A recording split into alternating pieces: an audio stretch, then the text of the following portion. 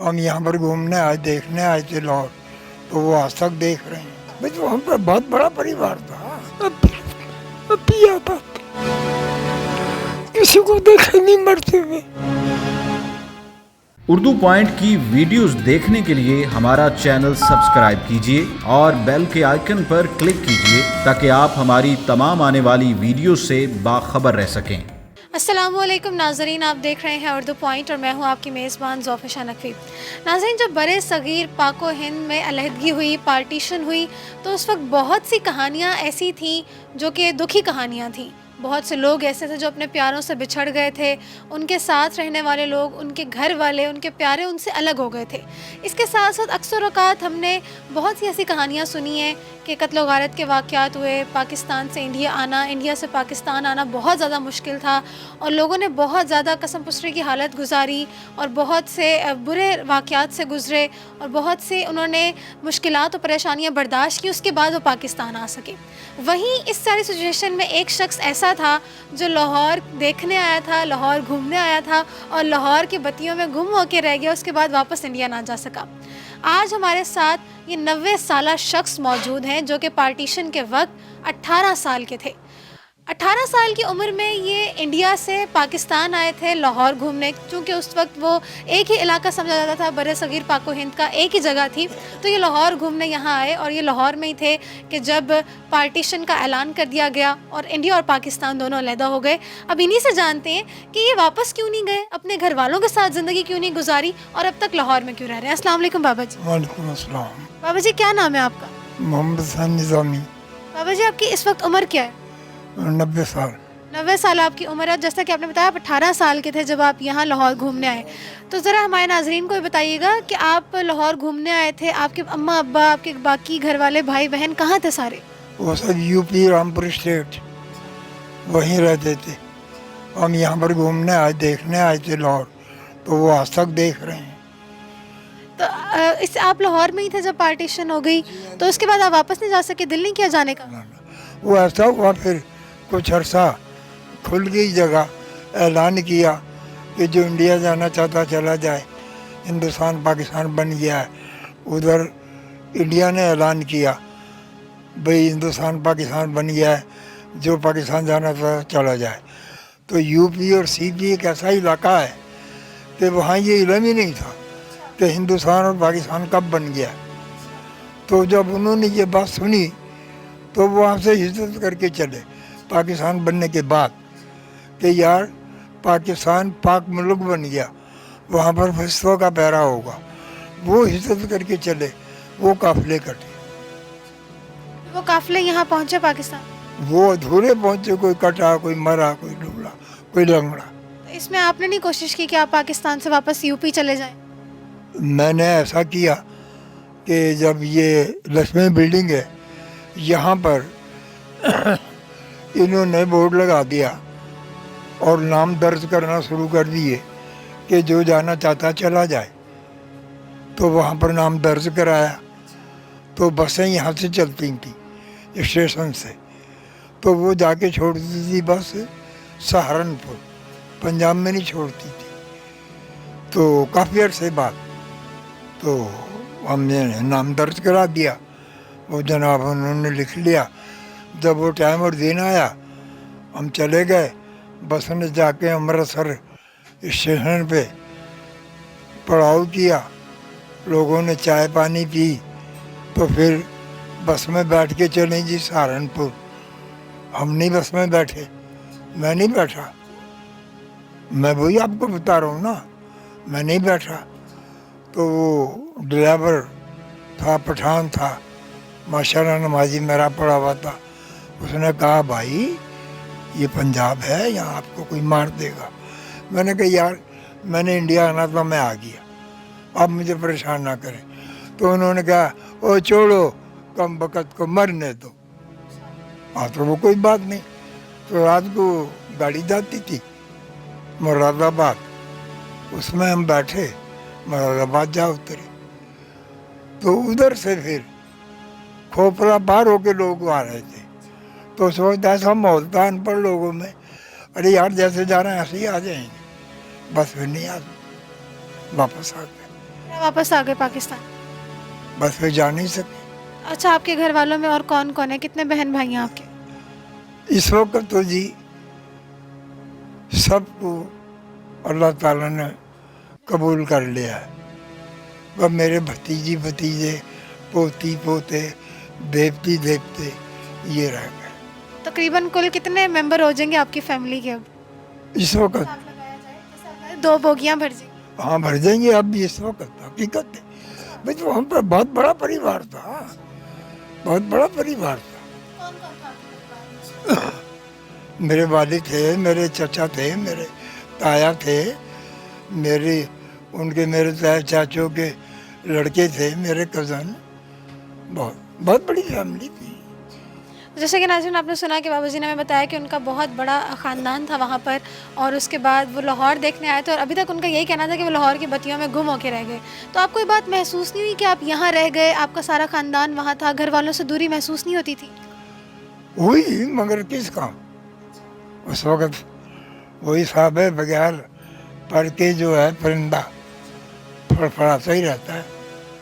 जा नहीं सके। फिर कई दफ़ा पासपोर्ट से वीज़ा लेके गए, वहाँ कोशिश की कैंसिल हो जाए, उन्होंने किया नहीं। तो ये उनके मसले मसाइल है। उन्होंने शुरू में जाने की कोशिश की, तब भी नाकाम रहे, लेकिन उसके बाद जब कुछ हालात बेहतर हो गए और ये वीज़े वाला सिस्टम आ गया, तो वो वीज़ा लेके भी वहाँ गए, कि कोशिश की कि वहाँ रजिस्टर हो जाएं, वहाँ रह जाएं, लेकिन उनका ये मुमकिन ना हो सका, और इस वजह से ये अपने पूरे ख़ानदान से दूर हो गए। और इस वक्त ये अपने पूरे ख़ानदान के वाहिद फ़र्द हैं जो पाकिस्तान में हैं, और इनका सारा ख़ानदान, जो ख्वाह उस टाइम उनके माँ बाप थे, उनके बहन भाई थे, उनके चचा थे, ताया थे, जो भी था, सब लोग वहाँ इंडिया में रह गए। वो लोग इंडिया के थे, क्योंकि ये भी इंडिया के रहने वाले थे, लेकिन ये कुछ वजूहात की बना पर वहाँ नहीं जा सके, और इस वक्त ये अपने ख़ानदान के वाहिद फ़र्द हैं जो यहाँ पाकिस्तान में। उसके बाद आपने यहाँ पे शादी कब की? उस वक्त जनाब ये जो है ना, ये सब हिंदुस्तानी था। ये भी शादी मैंने कोई, मेरा ख्याल है कोई 30 या 40 की उम्र के करीब। अनपढ़ आदमी हूँ मैं। तो इतना अर्सा आपने पाकिस्तान में क्या किया? काम करते रहे अपना, और क्या करना था। क्या काम करते थे आप? होटल का काम मैं जानता हूँ। हांडी पकाता रहा, रोटी पकाता रहा, फिर ये छाबों में फुटपाथों पर रख के रोटी छोले वगैरह ये भी बेचता रहा, यानी कि अपने बच्चों की कफालत करता रहा। कितने बच्चे हैं आपके?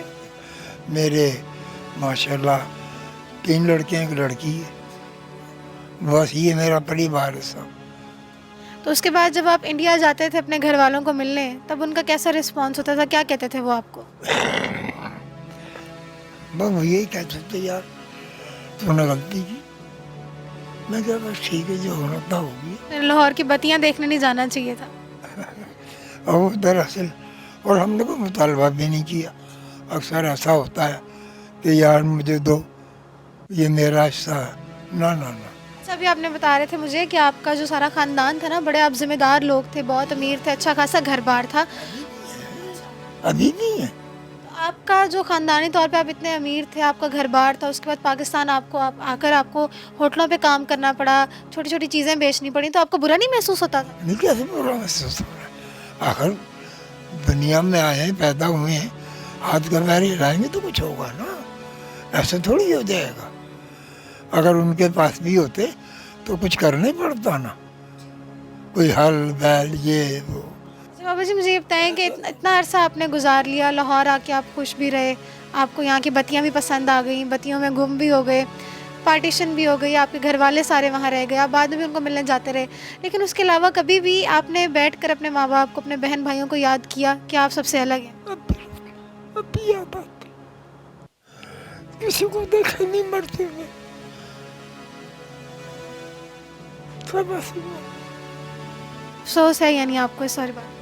होता है, क्यों नहीं होता, क्यों नहीं होता, क्यों नहीं होता। तो जब आपके फैमिली में जब किसी की डेथ होती थी तो आपको कैसे पता इत्तला मिलती थी?